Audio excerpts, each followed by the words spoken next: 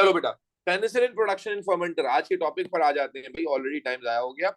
तो बेटा penicillin production की बात करने जा रहे हैं फर्मेंटर में। Fermenter not only is used in penicillin production, but जितने भी आपने ये सारे केसेस पढ़े ना, ये जो आपने ये पढ़ा कि बैक्टीरिया से हम लैक्टोबैसिलाई को कल्चर कर रहे हैं, या यहाँ पर लैक्टोज फ्री मिल्क के लिए बैक्टीरिया को कल्चर कर रहे हैं। ये जो कल्चर करना, मैंने ये बात काफी दफा मेंशन की कि कल्चर करने का मतलब है कि ऐसा मीडियम, ऐसा कंटेनर बनाना जिस कंटेनर के अंदर उस बैक्टीरिया या उस माइक्रो ऑर्गेनिज्म के ग्रो करने की सारी कंडीशंस मौजूद हों। फर्मेंटर कोई रॉकेट साइंस नहीं है। अक्सर बच्चों से तो मुझे फर्मेंटर वो समझते हैं कोई बहुत ही कोई मुश्किल टर्म बोल दिया है। नहीं भाई, नहीं। फर्मेंटर का डेफिनेशन मैं आपको बताता हूँ। फर्मेंटर किसे कहते हैं? फर्मेंटर कहते हैं is a large container. Fermenter is very simple, ठीक है जी मुश्तबा। तो तुम्हें यहाँ पर का समझ आ रहा है ना मुश्तबा, या नहीं आ रहा है? Large container, what is fermenter? Large container in which optimal conditions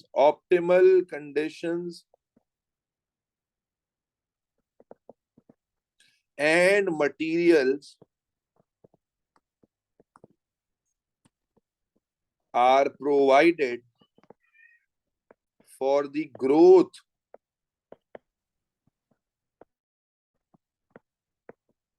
of microorganism। क्या कहा ईशल हम लोगों ने?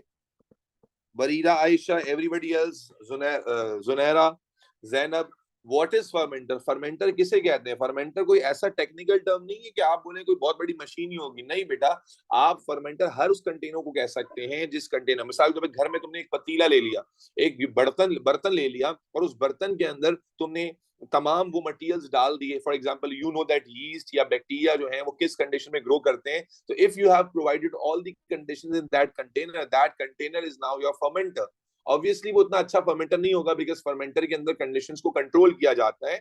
टेम्परेचर है या पीएच है, ये सारी चीजें कंट्रोल की जाती हैं। घर की पतीली में वो सब चीजें कंट्रोल नहीं होंगी, बट बहरहाल ये एक फर्मेंटर है। तो फर्मेंटर क्या होता है? लार्ज कंटेनर इन विच ऑप्टिमल कंडीशंस। ऑप्टिमल कंडीशन, जब हम वर्ड कंडीशन का बोलते हैं, इसका मतलब क्या होता है? Conditions of temperature, conditions of pH, ठीक है ना। Optimal conditions are provided. Optimal conditions जो है वो प्रोवाइड की जाएंगी। न्यूट्रिएंट्स, मटेरियल्स डाले जाएंगे। कौन से मटेरियल्स, कौन सी कंडीशन? जो कि आइडियल हो for the growth of the micro organism बेटा। तो इसी कंटेनर को फर्मेंटर कहा जाएगा। ये बात समझ आती है सबको? ऑनलाइन वालों, फर्मेंटर क्लियर है? Yes sir. Yes sir. अब फर्मेंटर का इस्तेमाल मैंने फिर कहा कि सिर्फ पेनिसिलिन प्रोडक्शन में नहीं होता। It's a very basic term, basic container, जो कि हर माइक्रोबियल ऑर्गेनिज्म को जो है ना वो ग्रो करवाने के लिए किया जाता है। और जो हमारी फार्मास्यूटिकल इंडस्ट्रीज हैं जो एंटीबायोटिक वगैरह बनाती हैं, ऑलमोस्ट हर इंडस्ट्री में फर्मेंटर इस्तेमाल होता है। लेकिन इस वक्त हम इसे पेनिसिलिन प्रोडक्शन के रेफरेंस से पढ़ रहे हैं। तो आए थोड़ा इसका बैकग्राउंड जान लेते हैं पेनिसिलिन प्रोडक्शन का। पेनिसिलिन की खास बात यह है कि बेटा पेनिसिलिन, आपको पता नहीं मालूम है या नहीं, कि पेनिसिलिन एंटीबायोटिक में mother of all the antibiotic है। यानी सबसे पहली एंटीबायोटिक जो डिस्कवर हुई वो पेनिसिलिन ही थी, ठीक है। और कैसे डिस्कवर हुई आपने स्कूल में भी सुना होगा, मैं भी आपको बता देता हूँ। बेसिकली एक बायोलॉजिस्ट था जिसका नाम था फ्लेमिंग, ठीक है, फ्लेमिंग। ये फ्लेमिंग एक बायोलॉजिस्ट था, और फ्लेमिंग भाई साहब ने एक्सीडेंटली, मेरे बच्चे, एक्सीडेंटली जो है वो एंटीबायोटिक कैसे खोज कर ली, समझो।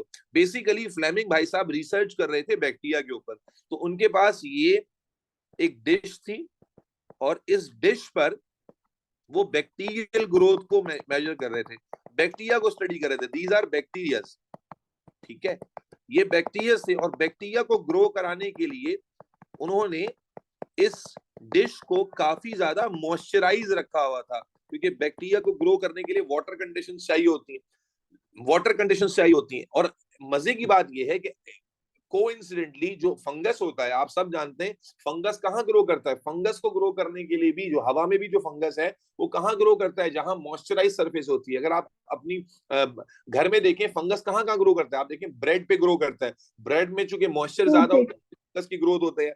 इसी तरह आप देखें कि आपके सर में आपके सर में ग्रो करता है फंगस। ये जो मैंने हमेशा बताया है कि जो डेंड्रफ होता है, डेंड्रफ क्या होता है, फंगस होती है। जो डेंड्रफ आपके सर से निकल रहा है दैट इज फंगल ग्रोथ। तो ये कब ज्यादा होती है, बहुत सारे रीजंस हैं, लेकिन जब आपकी स्किन में मॉइस्चर ट्रैप रह जाए तो उस वक्त आप देखेंगे ये फंगल ग्रोथ और तेज होगी। इसीलिए बड़े बूढ़े कहते हैं कि भाई नहाने के बाद सरों को अच्छे से सुखाया करो। लड़कियों को खास तौर पर जो है ना ज्यादा इश्यूज होते हैं, और इसीलिए कि उनके बाल बड़े होते हैं, और यूजुअली आजकल तो लड़कियों में ट्रेंड है ही नहीं इस चीज का। मैं पहले भी किसी टॉपिक में ये भाषण दे चुका हूँ कि भाई बाल सुखाने का ट्रेंड ही नहीं है। तो कभी दिन को नहा रहे हैं, कभी रात को नहा रहे हैं, कोई तरीका नहीं, कोई तमीज नहीं, कुछ नहीं। भाई धूप में बैठ के नहीं सुखा सकते तो कम से कम हेयर ड्रायर लेके ही सुखा लें। अगर आपने नोटिस किया हो आपके घरों में, अगर आपकी ग्रैंड मदर्स वगैरह या ग्रैंड मदर्स मौजूद हैं, तो मैंने जैसे अपनी घरों में शुरू से देखा कि मेरी जो ग्रैंड मदर थी, अब तो she died in at the age of 103 माशाल्लाह, and by that age she was मतलब doing everything on her own. तो she has the routine always. में हमने बचपन से देखा कि वो नहा कर निकलती थी। एक तो दिन में नहाती थी, यानी कि धूप वाले टाइम में, कभी भी शाम में नहाती थी। सही है, वो तो सेहत के और भी इश्यूज हैं, लेकिन एक चीज हमने देखी, कभी उनको हम छेड़ते भी थे कि यार आप तो, यानी दादी को कहते थे कि दादी आप तो यार बड़ी कोई स्मार्ट खातून है, आपके तो बाल भी झड़ नहीं रहे या आपको डैंड्रफ भी नहीं हो रही। और बेसिकली आइडिया क्या था, आइडिया ये था कि भाई वो निकलती नहीं, और निकलते ही हल्का सा कोकोनट ऑयल लेकर अपनी जड़ों, हल्का सा उंगली में लेकर कोकोनट ऑयल ऑयलिंग करती थी नहाने के बाद, नहाने से पहले नहीं, नहाने के बाद, और धूप में बैठ जाती थी जब तक बाल उनके ड्राई ना हो जाए। तो आज मैं देखता हूं कि फंगल ग्रोथ को बेसिकली ये चीज प्रिवेंट करती है, क्योंकि ऑयल जो है वो वाटर को रिपेल करता है। तो हल्की सी ऑयलिंग कर लेने की वजह से क्या होता है, नहाने की वजह से आपके जो स्किन पोर्स होते हैं वो उस वक्त सॉफ्ट हुए हुए होते हैं, और जैसे ही आप उसमें हल्का सा ऑयल डालते हैं तो वो ऑयल जो है वो आपकी स्काल्प को अच्छा हेल्दी बना देता है, नंबर वन। नंबर टू, आपको जो है वो जब धूप पड़ती है तो ड्राई कर देते हैं मॉइस्चर को, तो उसकी वजह से उनके बालों में जो डैंड्रफ की ग्रोथ थी वो होती ही नहीं थी। खैर खुलासा ये कि मॉइस्चर कहाँ, फंगस कहाँ ग्रो करती है, फंगस को ग्रो करने की जितनी भी जो एरियाज है ना, सारे आप देखिए मॉइस्चराइज है। आप देखें जो आपके दोनों होंठ होते हैं, आपके लिप्स होते हैं, आपने देखा जो लिप्स के एजेस पे अक्सर लोगों को व्हाइट व्हाइट हो जाता है जी, अक्सर लोगों को व्हाइट व्हाइट हो जाता है, वो व्हाइट व्हाइट सी ग्रोथ हो जाती है,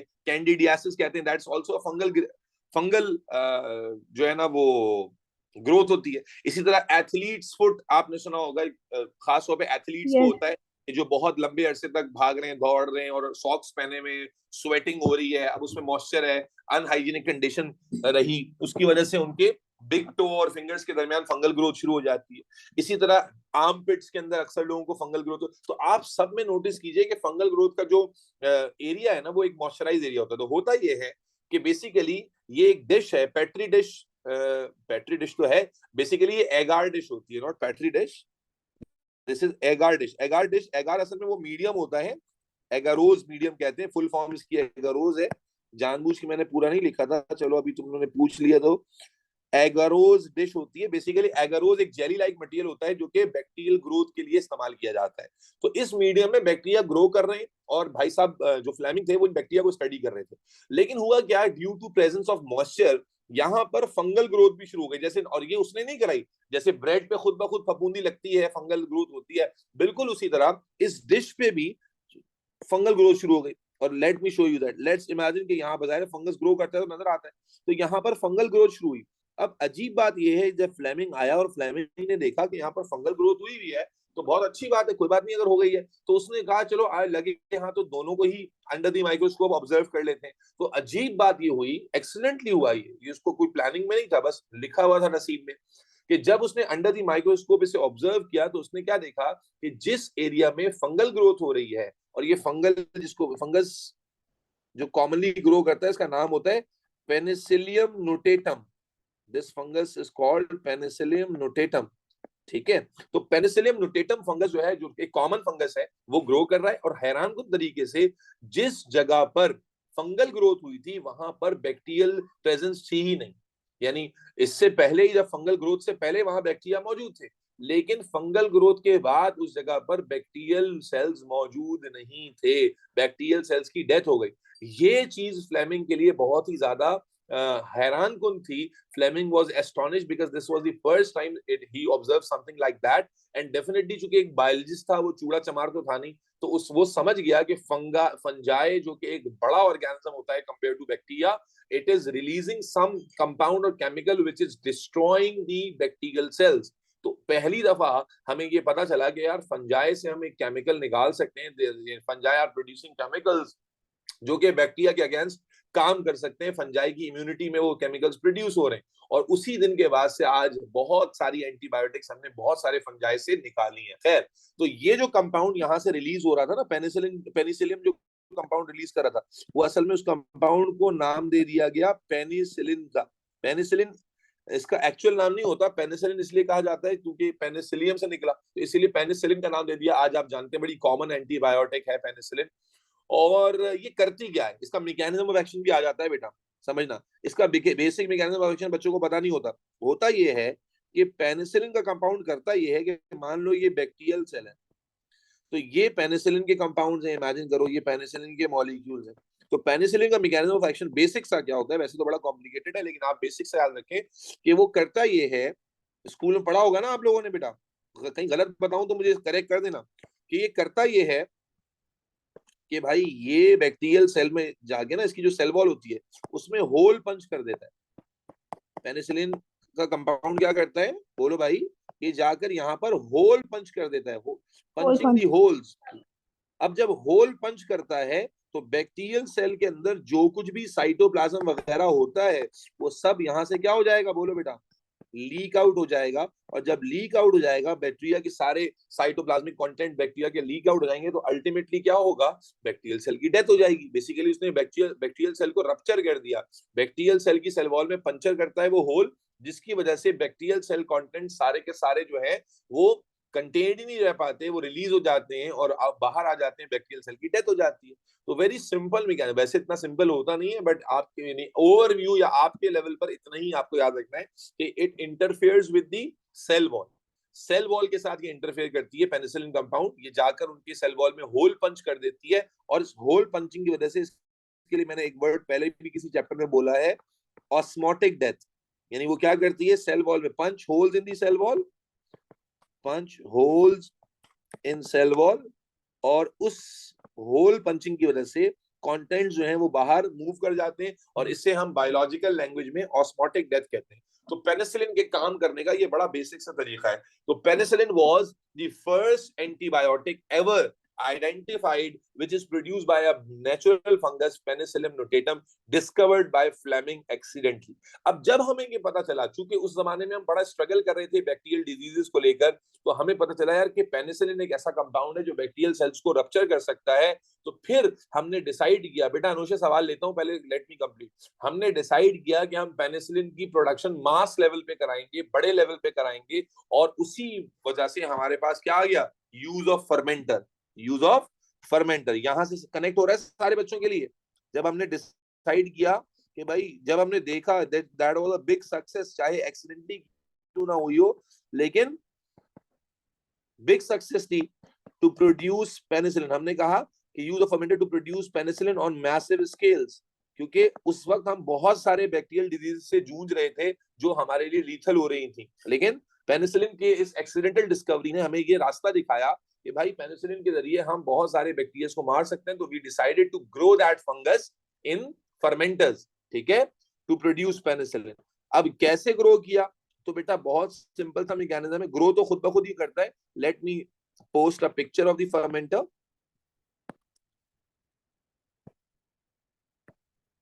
अच्छा एक मिनट रुक जाओ, I need to post a picture of the fermenter, एक सेकंड के लिए होल्ड करना बेटा, इसको कॉपी कर लेते हैं। ये गूगल से उठाई हुई पिक्चर ले रहा हूं मैं, कोई इतना रॉकेट साइंस नहीं है, ठीक है। ये फर्मेंटर की जो पिक्चर्स हैं बेटा, ये लेबलिंग में भी आती हैं, ठीक है, और लेबलिंग के अलावा इसके फंक्शंस भी पूछे जाते हैं। तो I will tell you the function of every structure, you have to be conscious enough, so मत जाना मेरे बच्चे। एक बड़ा बेसिक सा डायग्राम फर्मेंटर का है, और ये डायग्राम हमने इसलिए सिलेक्ट किया क्योंकि इसमें मैक्सिमम लेबलिंग है जो आपको काफी ज्यादा अच्छे से समझाती है। तो जैसा कि मैंने कहा था, फर्मेंटर कोई बहुत रॉकेट साइंस नहीं होता, it's a very simple container. तो यहाँ आप देख रहे हैं कि ये है बेसिकली फर्मेंटर का कंटेनर। अब इसमें बहुत सारी चीजें लगी होती हैं, मैं सबको एक एक करके समझाता जाता हूँ, ठीक है। प्रोडक्शन तो देखो खुद होती है, क्योंकि फर्मेंटर में आप ग्रोइंग कंडीशंस दे देते हैं और ग्रोइंग कंडीशंस को फिर मेंटेन करते हैं। तो आए शुरू करते हैं। सबसे पहले मैं लाइन से बताता जाऊंगा, फिर चाहो तो लिखवा भी दूंगा, वैसे चाहो तो खुद ब खुद ही लिख सकते हो, लेकिन काफी सारा मटेरियल बनेगा। आप सबसे पहले फोकस करना इस कंटेनर पर, मैं इसको हाईलाइट कर रहा हूँ, ये कंटेनर, दिस इज एक्चुअल, ये है एक्चुअल फर्मेंटर कंटेनर, ये है, ठीक हो गया।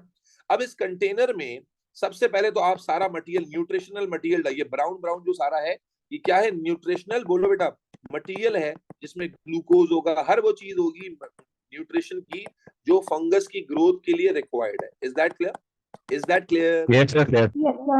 Yes, sir. अब दो चीजें बड़ी इंपॉर्टेंट है, जब भी हम किसी भी फर्मेंटर का में काम शुरू करते हैं तो सबसे पहले जरूरी है कि काम शुरू करने से पहले उसको हम क्लीन कर लें, उसकी हम डिसइंफेक्शन कर लें। तो फर्मेंटर में इमेजिन करो एक कंटेनर खाली है, तो यहाँ पर सबसे पहले हम तक 100 डिग्री से भी ऊपर स्टीम जो है पास कर रहे हैं। आप देखो स्टीम यहाँ से अंदर जा रही है, स्टीम के थ्रू स्टीम को पूरा जो है ना कंटेनर में भरा जाता है, और हाई टेम्परेचर ऑफ स्टीम पर मेरे बच्चे हम देखते हैं कि जो अंदर अगर कोई अनवांटेड ग्रोथ हो गई है जो हम नहीं चाहते, जाहिर है माइक्रोबियल ऑर्गेनिजम्स हम ग्रो करा रहे हैं, तो एनीथिंग इज पॉसिबल। तो इसलिए स्टीम के थ्रू हॉट स्टीम के थ्रू हम इसे डिसइंफेक्ट करते हैं। तो this particular component is used for disinfection, ठीक है, एज अ डिसइंफेक्टेंट इसको इस्तेमाल किया जाता है। नंबर 1। नंबर 2, ये आपको जो आउटलेट नजर आ रहा है, देखो ये जो इनलेट है, पहला इनलेट आपको दिखाया, मैं कलर चेंज कर देता हूं, बल्कि पहला इनलेट जो हमने आपको दिखाया वो ये वाला था, और इस इनलेट के बारे में मैंने आपको बताया कि ये इनलेट स्टीम के लिए इस्तेमाल हो रहा है। उसके बाद आ जाओ सेकेंड इनलेट। सेकेंड इनलेट यहाँ से, जहां से आप बेसिक न्यूट्रिएंट्स अंदर डाल रहे हैं, ठीक है, जहां से आप बेसिक न्यूट्रिएंट्स अंदर डाल रहे हैं, यानी न्यूट्रिएंट्स से बता वो तमाम मटेरियल्स जो आपको ग्रोथ के लिए चाहिए। उसके बाद फिर आप 1, उसके बाद 2, सबसे पहले आपने उसको क्लीन कर लिया, फिर से सुन लो, सबसे पहले आपने क्लीनिंग कर ली, मेक श्योर कर लिया कि परफेक्टली क्लीन। फिर सेकंड पॉइंट पर आपने क्या किया, सेकंड नंबर पर आपने जो सेकंड इनलेट है वहां से न्यूट्रिशनल मटेरियल दाखिल किए बेटा। और उसके बाद थर्ड ये आ जाता है जहां से एयर आप दाखिल करते हैं, क्योंकि फंजाई को ग्रो करने के लिए एयर चाहिए होती है, फंजाई को ग्रो करने के लिए ऑक्सीजन भी चाहिए होती है, तो यहां से आप एयर को एंटर कराते हैं। 1 2 3, जैसे मैं याद करवा रहा हूं वैसे याद करो, डायग्राम बनाने के लिए नहीं आएगी, बनी बनाई आएगी, हो सकता है थोड़ी डिफरेंट आ जाए, but the concept will remain same. आप स्टीम इन करते हो, समझ आ गई बात, वो क्लीनिंग के लिए, वो पहले प्रोसेस शुरू करने से पहले होगा, प्रोसेस के एंड पे होगा। उसके बाद आप न्यूट्रिशन इन करते हो, और उसके बाद आप एयर इन करते हो, अंदर आप फंजाई को ग्रो करने देते हो। अब मजीद क्या चीजें हैं समझना जरा, आपको यहां पर नजर आ रहा है कि हमने यहां पर बड़े से पेडल्स लगाए हैं, पेडल्स लगाए हुए हैं, ठीक है, जिसको हम स्टीयरिंग पेडल्स कहते हैं। क्यों? क्योंकि बेटा न्यूट्रिशनल मटेरियल या टेम्परेचर सब जगह एक जैसा रहे, यूनिफॉर्मिटी रहे, इसके लिए ये पेडल्स मुसलसल घूमते रहते हैं। ये पेडल्स एक चम्मच का काम कर रहे हैं, ये मुसलसल पूरे मिक्सचर को स्लोली स्लोली घुमा रहे होते हैं, ताकि ऐसा ना हो, देखो ना एयर नीचे से जा रही है, अब एयर नीचे से जा रही है, अगर पेडल्स का काम ना करें तो एयर का ज्यादा इन्वॉल्वमेंट यहाँ पर होगा, यहाँ पर नहीं होगा। लेकिन जब पैडल्स मुसलसल घूमते रहेंगे तो एवरीथिंग विल बी रोटेटेड, उसमें स्मूथ रोटेशन आएगी। तो पैडल्स का काम क्या होता है, इन पैडल्स का काम होता है तमाम मटेरियल्स को कंटिन्यूअसली मिक्स करते रहना, ब्लेंड करते रहना, ताकि यूनिफॉर्मिटी टेम्परेचर की भी और मटेरियल्स की भी, टेम्परेचर भी हर जगह एक जैसा रहे, मटेरियल्स भी हर जगह एक जैसे रहे। फिर आपको ये भी मालूम है साथ साथ कि मेरे बच्चे, ये जो प्रोसेस होता है इसमें टेम्परेचर का मेंटेनेंस बड़ा इंपॉर्टेंट है। इस डायग्राम में दो चीजें नहीं दिखाई हुई, वो मैं दिखाता हूं आपको। इस डायग्राम में दो चीजें और भी ऐड करने लगा हूं, अगर आप बनाएंगे तो अच्छा हो जाएगा बेटा। इसमें ना आप दो प्रोब्स भी इस्तेमाल करते हैं, दो प्रोब्स। एक प्रोब होती है टेम्परेचर प्रोब, और एक होती है पीएच प्रोब। फिर सुनना और नोट करना, आप इस सेटअप में दो अदद प्रोब्स भी इस्तेमाल करते हो। एक होती है बेटा टेम्परेचर प्रोब, और एक होती है पीएच प्रोब। प्रोब क्या होती है? प्रोब बेसिकली एक रॉड होती है जिसके आगे मीटर लगा हुआ होता है, ठीक है, जैसे आपने थर्मोमीटर में देखा है, थर्मोमीटर भी एक प्रोब की तरह ही काम करता है, या जैसे आपने डिजिटल देख लिए हैं, तो इसी तरह यहाँ पर भी टेम्परेचर मेजर करने के लिए एक प्रोब होती है, जो प्रोब क्या कर रही होती है, टेम्परेचर का इंफॉर्मेशन दे रही होती है। जब आपको नजर आता है कि टेम्परेचर जो है वो बढ़ने लग गया, ये टेम्परेचर वाली प्रोब है, और पीएच वाली प्रोब होती है। जैसे आपको पता चला टेम्परेचर बढ़ने लग गया, तो आप देख रहे हैं यहां पर लगी हुई है कंडेंसर जैकेट। आप अगर गौर से देखेंगे तो यहां पर जी जी बेटा, थर्मोमीटर एंड पीएच मीटर आप यूं समझ लीजिए। तो बेसिकली ये दोनों रॉड्स जो है वो कंटेनर को टच कर रही होती है, कंटेनर के सोल्यूशन को, ताकि वहां की पीएच और टेम्परेचर की रीडिंग्स आती रहे। ठीक है। उसके बाद आप देख रहे हैं कि यहाँ पर आपके पास एक कंडेंसर जैकेट लगा हुआ है, और कंडेंसर जैकेट का काम क्या होता है, क्योंकि अंदर जो रिएक्शंस होते हैं ना, उन रिएक्शंस का नेचर एक्सोथर्मिक होता है। और एक्सोथर्मिक रिएक्शन आप केमिस्ट्री पढ़ते हैं, मुझसे बेहतर ही जानते होंगे कि उसमें टेम्परेचर बढ़ने लगता है। तो आपको पता है कि टेम्परेचर ज्यादा बढ़ेगा तो फिर तो मसला हो जाएगा। अगर हम कंटेनर क्लोज है और इस क्लोज कंटेनर के अंदर हम टेम्परेचर बढ़ने दें तो अल्टीमेटली प्रॉब्लम होगी। तो इसलिए जो कंडेंसर जैकेट, जो ठंडे पानी की जैकेट होती है, इसमें ठंडा पानी एक तरफ से रन कर रहा होता है, ये हर वक्त रन नहीं कर रहा होता। आप देखते हैं कि जब आप अंदर टेम्परेचर आहिस्ता सा बढ़ रहा है, जब बढ़ते बढ़ते वो ज्यादा बढ़ने लग जाता है, देन आप कंडेंसर जैकेट चालू कर देते हैं, कंडेंसर जैकेट इनिशिएट कर देते हैं, जिसमें फिर ठंडा पानी एक तरफ से एंटर होता है और कंटेनर की हीट को एब्जॉर्ब करके यहां से बाहर निकल जाता है। तो अगर आप फिर से समझें, सुने और तसल्ली से कॉन्सेप्ट समझें, तो आप इमेजिन करें एक कंटेनर को, उसमें सबसे पहले काम शुरू करने से पहले आपने उसको स्टीम से डिसइंफेक्ट करना है। उसके बाद आपने एक इनलेट से न्यूट्रिशनल मटेरियल डालना है, एक इनलेट से आपने एयर डालनी है, और मेरे बच्चे फिर पैडल शिफ्टर के थ्रू या पैडल्स के थ्रू, स्टरिंग पैडल्स के थ्रू आपने उसको घुमाते रहना है throughout the process. You need to maintain the temperature and the pH, और उसके लिए आपने प्रोब्स और डाले में, टेम्परेचर प्रोब भी और पीएच प्रोब भी, जो मुसलसल आपको रीडिंग दे रहे होते हैं। Why temperature is changing during the process, why temperature is changing during the process, क्योंकि जो अंदर रिएक्शंस होते हैं, जो फंजाई ग्रो कर रहा है वो न्यूट्रिशनल मटेरियल को ब्रेक डाउन करेगा, तो those reactions are exothermic in nature and those reactions give rise in temperature. तो उस टेम्परेचर को मेंटेन रखने के लिए हम वाटर जैकेट का इस्तेमाल करते हैं, या कंडेंसर जैकेट भी इसको कहते हैं। और यहाँ पर एक तरफ से ठंडा पानी रन करते हैं, अंदर नहीं जा रहा है बेटा, ध्यान में रखना। ये ऐसा ही है जैसे आपने गर्म पानी की बोतल को एक ठंडे पानी के बाउल में रख दिया, तो पानी क्या करता है, हीट को एब्जॉर्ब कर लेता है। आप जानते हैं हीट को ट्रेवल करने के लिए मीडियम नहीं चाहिए होता, हीट कैन कम आउट। ठीक है ना। तो कूलिंग वाटर, जो ठंडा पानी एक तरफ से अंदर जाता है और गर्म होकर यानी हीट एब्जॉर्ब करके बाहर आता है, और ये हम उतना ही रन करते हैं जिसमें टेम्परेचर वापस नॉर्मल रेंज में आ जाए। इज दैट क्लियर बच्चों, या नहीं आई बात समझ में? Yes, तो sir. नंबर वन, अच्छा पेनिसिलिन, मैंने अक्सर बच्चे समझते हैं कि शायद ये बहुत कॉम्प्लिकेटेड प्रोसेस होगा। इट्स नॉट, क्योंकि पेनिसिलिन तो देखो ऑटोमेटिकली ही प्रोड्यूस हो रही है। पेनिसिलिन तो फंजाई प्रोड्यूस कर रहा है, हम उसे पेनिसिलिन प्रोड्यूस करने के लिए सिर्फ ऑप्टिमल कंडीशंस दे रहे हैं। ठीक है। हम मेक श्योर कर रहे हैं कि उसका टेम्परेचर आइडियल रहे, हम मेक श्योर कर रहे हैं कि उसको न्यूट्रिशन पूरी मिले, हम मेक श्योर कर रहे हैं कि जनाबे आली एयर उसको मिलती रहे, और हम ये भी मेक श्योर कर रहे हैं कि भाई उसमें अनवांटेड ऑर्गेनिजम्स ग्रो ना करें, जो हम चाह रहे हैं बस वही ग्रो करें। तो जो मेन डिस्कशंस है, मैं जरा एक एक करके ना तुम्हें मार्किंग स्कीम मेरे जहन में जो इसकी है, अगर मैं तुमसे वो शेयर करूं और तुमसे पूछूं तो मुझे उम्मीद है जवाब मिलेगा, मैं खुद भी बताता जाऊंगा। सबसे पहले एग्जाम में पूछता है कि how aseptic conditions are maintained. हाँ भाई, मुझे जवाब दे सकेंगे?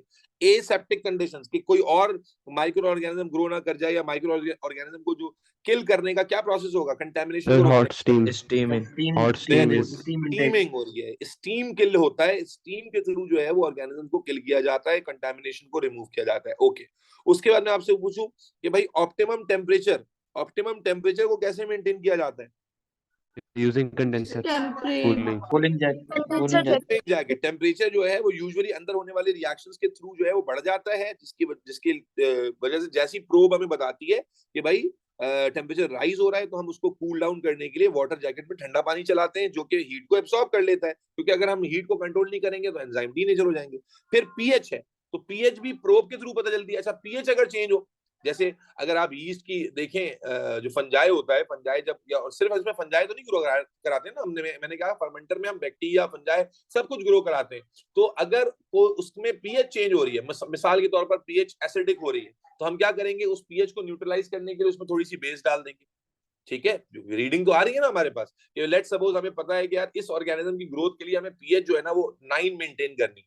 अब वो हमने देखा है पीएच 9 के मुकाबले में 10-11 हो रही है, तो हम थोड़ी सी एसिड डाल देंगे। अगर हमें नजर आएगा कि यार पीएच जो है वो 3-4 की तरफ जा रही है, हम थोड़ा सा बेस डाल देंगे। तो पीएच जो मैनेजमेंट है वो पीएच प्रोब के थ्रू हमें रीडिंग मिलेगी, और अगर पीएच चेंज हो रहा होगा, we again no enzymes can not work if the pH change, तो हम उस पीएच को मेंटेन करने के लिए स्मॉल अमाउंट्स ऑफ एसिड्स और बेसिस डाल देंगे। स्मॉल डिपेंड करेगा, अगर पीएच बढ़ रही होगी तो हम एसिड डाल के उसको कम करेंगे, और पीएच कम हो रही होगी तो हम उसे बेस डालकर बढ़ा लेंगे। Is that clear? Clear sir. इसी तरह फिर how is it make sure कि जनाब यीस्ट को प्रॉपर, या जो भी ऑर्गेनिज्म ग्रो कर रहा है उसको ऑक्सीजन मिलती रहे, तो हम डाउनवर्ड, अच्छा एयर हमेशा नीचे से क्यों डालते हैं? क्योंकि एयर गैस से ऊपर उठती है, अगर ऊपर से डालेंगे फिर तो और ऊपर निकल जाएगी, दैट इज व्हाई एयर का इनलेट हमेशा डाउनवर्ड साइड से ही होगा। ठीक है। और एक जो यूनिफॉर्मिटी है वो कैसे मेंटेन करते हैं बेटा? यूनिफॉर्मिटी कैसे मेंटेन करते हैं? Steering pedals. स्टीयरिंग पैडल जो होते हैं वो कंटिन्यूअसली क्या कर रहे होते हैं? घूम रहे होते हैं। ठीक है। और ये सिर्फ न्यूट्रिएंट्स नहीं, न्यूट्रिएंट्स को, एयर को, टेम्परेचर को, पीएच को, जो कंपाउंड है सबको इवनली पूरे कंटेनर में क्या करते हैं? डिस्ट्रीब्यूट करने का काम कर रहे होते हैं, ताकि इवननेस रहे कहीं पर, क्योंकि ये बायोलॉजिकल प्रोसेस है। कोई चीज भी अगर एक जगह पर ज्यादा होगी तो वो दूसरे चीज को इफेक्ट कर सकती है, इसलिए all these things are maintain. तो let me just write it down as a marker, ताकि तुम आसानी से लिख समझ सको कि जो मैंने बातें की हैं, साइड में लिख देता हूं। aseptic, you must know कि how the aseptic conditions are maintained, how optimum temperature, optimum pH. Do you all know the answer of these conditions? Yes, uniformity, Yes, sir. oxygenation. तो ये इतना सिंपल था। देखो, और ग्रोथ तो खुद ही, organism तो खुद ही ग्रो कर रहा होता है। और उसके बाद क्या होता है, जब आपने लेट्स सपोज अब आपने फंगस इसमें ग्रो कराया, फंगस तो क्या करेगा? पेनिसिलिन रिलीज करेगा। अब पेनिसिलिन तो इसी मीडियम में रिलीज करेगा ना भाई, पेनिसिलिन तो इसी के अंदर रिलीज कर देगा। तो फिर आप जो है तो आउटलेट के जरिए प्रोडक्ट निकालेंगे, मतलब पूरा का पूरा मीडियम ही बाहर निकालेंगे। और फिर मैंने बार बार कहा है कि फ्रैक्शनल डिस्टिलेशन के प्रोसेस के थ्रू हम अपने डिजायर्ड कंपाउंड को अलग करें। फ्रैक्शनल डिस्टिलेशन के प्रोसेस के थ्रू हम अपने डिजायर्ड कंपाउंड को, क्योंकि देखो पेनिसिलिन तो इसमें मिक्स हो जाएगा, तो जाहिर है इट्स नॉट दैट सिंपल। जब आप इसको निकालेंगे इस कल्चर मीडियम को, तो इसमें जो न्यूट्रिएंट्स आपने डाले थे उसमें बचे हुए न्यूट्रिएंट्स होंगे, बहुत सारी फंगल ग्रोथ होगी और बहुत सारा पेनिसिलिन भी होगा या कोई भी प्रोडक्ट होगा। तो उससे अलग करना इज अनदर प्रोसीजर। फर्मेंटर का काम उसे अलग करना नहीं है। फर्मेंटर अगेन मैंने कहा it's nothing but a container जो कि ग्रोथ के लिए इस्तेमाल होता है फॉर दी माइक्रो ऑर्गेनिज्म। और किसी भी फर्मेंटर की वर्किंग जो है इसी तरह से की जाएगी। Is that clear? Sir brown क्या था, दोबारा बता सकते हैं? ये न्यूट्रिशन थी ना बेटा, ये आपका ग्लूकोज, और जो आपका कल्चर मीडियम आपने बनाया है, पानी है, इसमें ग्लूकोज होगा, और जो न्यूट्रिशनल मटेरियल रिक्वायर्ड होते हैं किसी भी ऑर्गेनिज्म को ग्रो करने के लिए, वो सारे इसमें मौजूद होंगे। फंजाई इस पे फीड करता है फिर? जी, फंजाई इसमें से अपनी न्यूट्रिशन लेता है। भाई जाहिर है फंजाई को ग्रो कराना है ना आपने, जब भी तो वो प्रोडक्ट बनाएगा और ग्रो भी करेगा। तो उसकी ग्रोथ करने के लिए जो जो उसकी न्यूट्रिशनल रिक्वायरमेंट है वो तो उसे बिठाकर पूरी करके देनी पड़ेगी ना। Yes sir. ठीक है, अब आ जाओ, सवाल पूछ लो बेटा। अब आ जाओ, अनुषे कुछ सवाल पूछिए तुम उस वक्त, बोलो। सर मैंने ना वो ऊपर वाला स्क्रीनशॉट लेना था। नहीं, वो मैंने लिखा नहीं था। मैं लास्ट लाइन लिख रही थी ऊपर की, वो जो आपने डेफिनेशन लिखी है ना, हाँ ये वाली, ये मैं लिखा नहीं था, बस यही। थैंक यू जी बेटा, मुश्किल तो नहीं लगा? सबको समझ आ गया? फरीहा, पराचा, मनाहल तुम्हें समझ आया? वर्दा, मनुथी, मरियम, सालार, मुनीब शेख, रोशन। सर अगर हम कोई एसिड या बेस डालते हैं तो वो हमारे उसको अफेक्ट नहीं करेगा जो हम वो बना रहे हैं एंटीबायोटिक? आप समझे नहीं ना, हम एसिड बेस ऐसी तफरी में थोड़ी डाल देंगे। नहीं, उसको वो करने के लिए, न्यूट्रलाइज करने के लिए। तो न्यूट्रलाइज का मतलब 7 थोड़ी है। देखो, अगर आपने पीएच 8, मिसाल के तौर पे बैक्टीरिया को ग्रो करने के लिए पीएच चाहिए 9 की, या फंजाई को ग्रो करने के लिए पीएच चाहिए 9 की, तो आप वो 9 पीएच जब तक मेंटेन रखोगे तब तक तो कोई कंपाउंड, क्योंकि जाहिर है वो फंगस ग्रो कर रहा है पीएच 9 पर, और उसके जो भी प्रोडक्ट्स हैं डेफिनेटली वो पीएच 9 पर स्टेबल होंगे। बेटा किसके बैकग्राउंड में शोर आ रहा है इतना?